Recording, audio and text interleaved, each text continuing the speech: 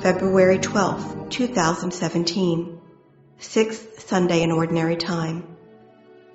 A reading from the book of Sirach. If you choose, you can keep the commandments. They will save you. If you trust in God, you too shall live. He has set before you fire and water, to whichever you choose. Stretch forth your hand. Before man are life and death, good and evil. Whichever he chooses shall be given him. Immense is the wisdom of the Lord. He is mighty in power and all-seeing.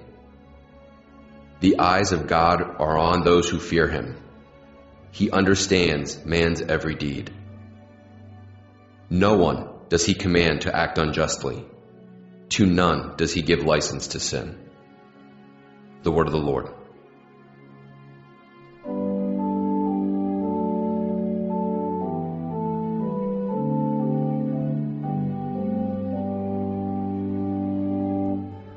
Blessed are they who follow the law of the Lord. Blessed are they who follow the law of the Lord. Blessed are they whose way is blameless, who walk in the law of the Lord. Blessed are they who observe his decrees, who seek him with all their heart. Blessed are they who follow the law of the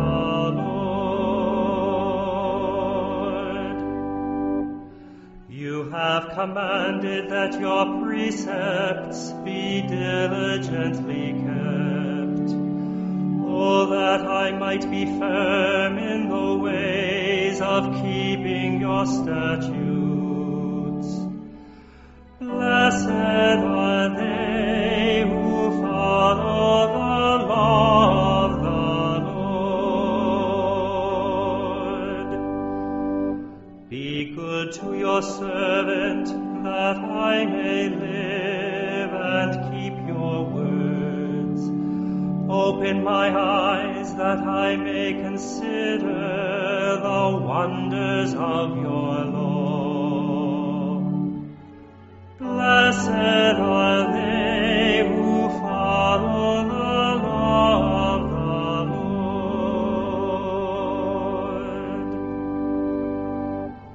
Instruct me, O Lord, in the ways of your statutes, that I may exactly observe them. Give me discernment, that I may observe your law, and keep it with all my heart. Blessed are they who follow the law of the Lord.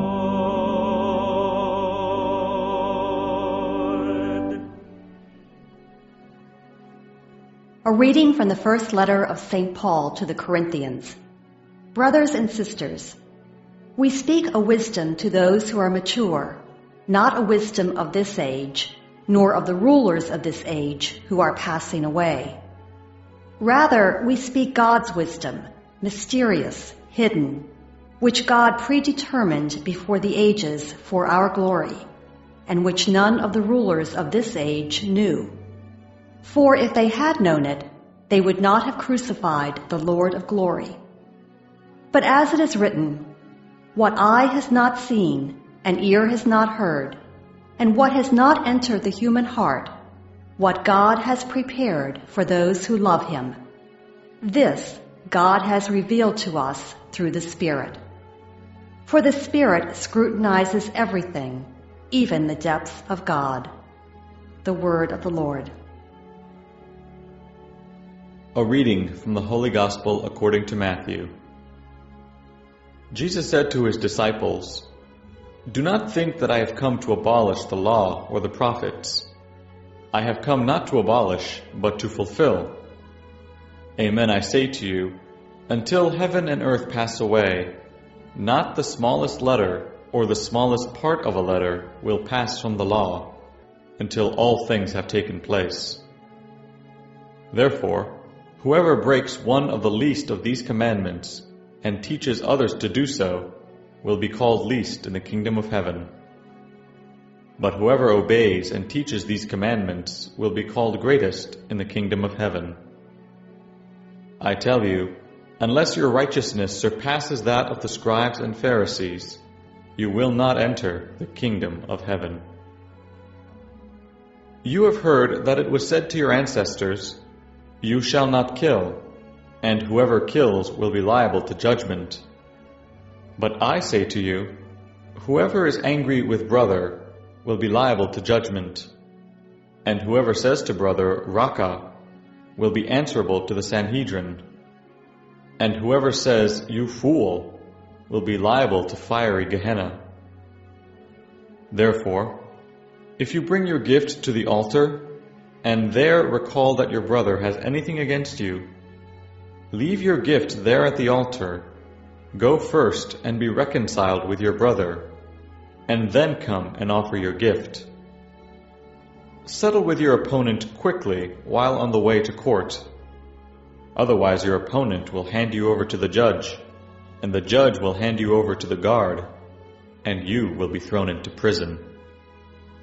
Amen, I say to you, you will not be released until you have paid the last penny.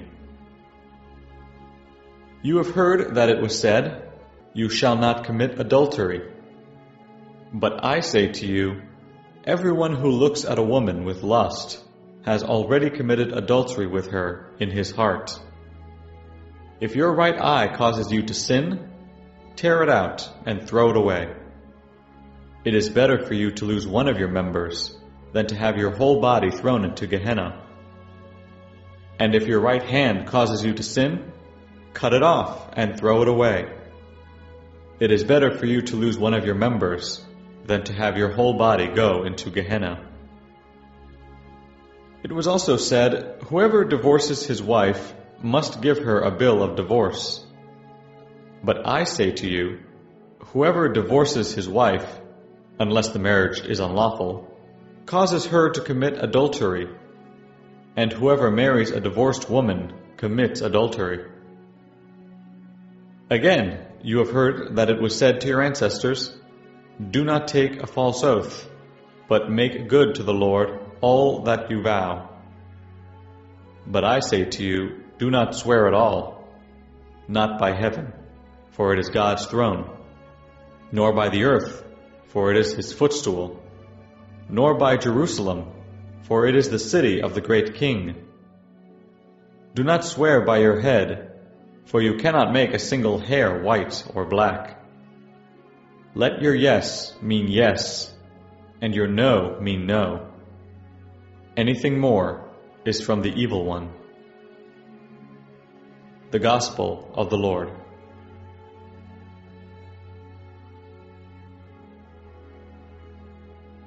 February 12th, the sixth Sunday in Ordinary Time.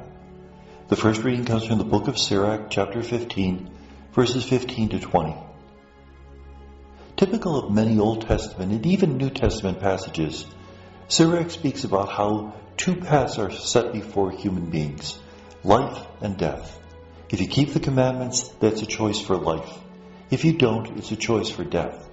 It's not so much that God is to punish us.